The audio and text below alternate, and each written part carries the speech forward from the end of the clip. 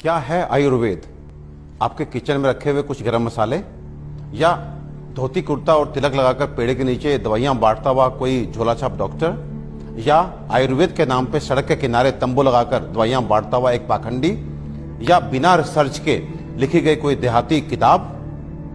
अफसोस की बात है कि हम में से अधिकतर लोग यही मानते हैं और यही जानते हैं, और इसी चूक का परिणाम है कि आज हमें यह दिन देखने को मिल रहा है। और साथ ही मैं आपको सचेत कर देना चाहता हूं कि अगर अब भी हम ना सुधरे, हम आयुर्वेद को नहीं जाने, नहीं पहचाने, तो मुझे नहीं मालूम कि आयुर्वेद का क्या होगा, लेकिन मानव जाति का पतन तो मैं निश्चित रूप से देख रहा हूं। और जो लोग मेरी इस बात से इत्तेफाक नहीं रखते, वो अपनी क्वालिटी ऑफ हेल्थ और क्वांटम ऑफ लाइफ को कंसिडर करें। साधनों के अभाव में हमारे बड़ों में से अधिकतर लोग 100 वर्ष की आयु तक पहुंचते थे। ये वो आयु है जिसकी आज हम साधन संपन्न होने के बावजूद भी कल्पना तक नहीं करते।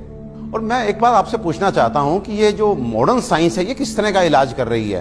कि आपको यदि शुगर हो गया तो आप दवाई खाइए, कब तक? जिंदगी भर। आपको ब्लड प्रेशर हो गया, आप दवाई खाइए, कब तक? जिंदगी भर। आपको थायराइड हो गया, आप दवाई खाइए, कब तक? जिंदगी भर। आपकी किडनी खराब हो गई, बदल दीजिए। आपका लिवर खराब हो गया, बदल दीजिए। आपको गांठ हो गई, काट डालिए। ये किस तरह की चिकित्सा है? और ये चिकित्सा नहीं, ये केवल सिम्टम्स को दबाना है, क्योंकि ये बाहर से आपको नॉर्मल रीडिंग देते हैं, शुगर ठीक है, ब्लड प्रेशर ठीक है, लेकिन अंदर बीमारी अपना काम कर रही है। 15 साल बाद आपकी किडनी खराब, किससे? शुगर से, ब्लड प्रेशर से।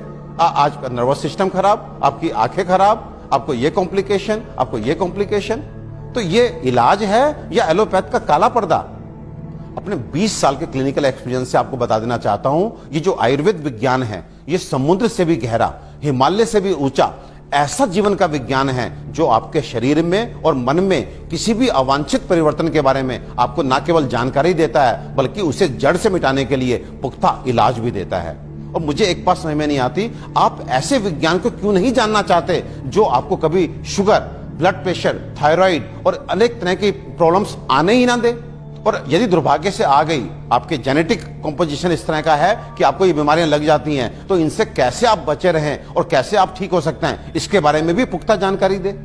मित्रों, आयुर्वेद सबसे पहले स्वस्थ से स्वास्थ्य रक्षण के लिए आपको ऋतुओं के हिसाब से आपको क्या खाना चाहिए, क्या पीना चाहिए, किस तरह की जीवनचर्या आपकी होनी चाहिए, ये सब सिखाता है। और उसके बाद अनफॉर्चुनेटली यदि आप बीमार पड़ते हैं तो यहाँ पर लाखों दवाओं का वर्णन है, जिसमें आपकी काष्ठ औषधियां यानी कि जड़ी बूटियों से बनी औषधियां, आपके मिनरल्स यानी कि खनिजों से बनी औषधियां, रस औषधियां, इतनी सारी औषधियों का वर्णन है जो आपके उन बीमारियों के लिए भी आपको इलाज देती हैं, जिसमें आज का मॉडर्न साइंस जो है अपने हाथ खड़ा कर देता है। आज फैली किसी भी विषाणु जनित बीमारी के लिए वेंटिलेटर्स का इंतजाम मॉडर्न साइंस करता है। केवल किस लिए?